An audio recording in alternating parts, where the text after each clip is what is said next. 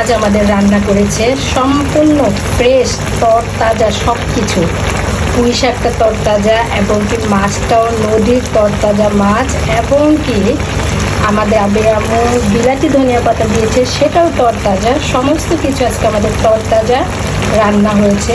আজকে পুঁই শাক দিয়ে হচ্ছে মাছটা চেউয়া মাছ দিয়ে রান্না করেছে, এবং কি আমাদের গাছের টপে লাগানো বিলাতি ধনিয়া পাতা সেটা দিয়েছে। আজকের খাবারটা কতটা যে ইয়ামি হবে মানে আমি মুখে বলে তোমাদের বোঝাতে পারবো না, এতটা ইয়ামি হবে। এই শাকটা কিন্তু আমার ছোট ভাইরা ওরা বাগান করেছে, সেই বাগান থেকে আনা শাক।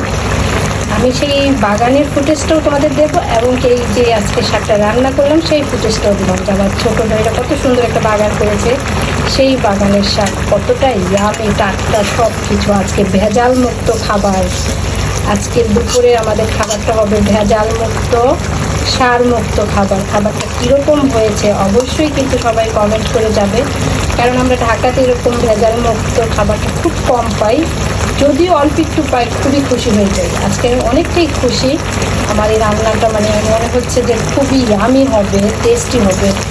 সবাই ভালো থাকো, সুস্থ থাকো, আর এরকম রান্না সবাই রান্না করে খেও। আল্লাহ হাফেজ।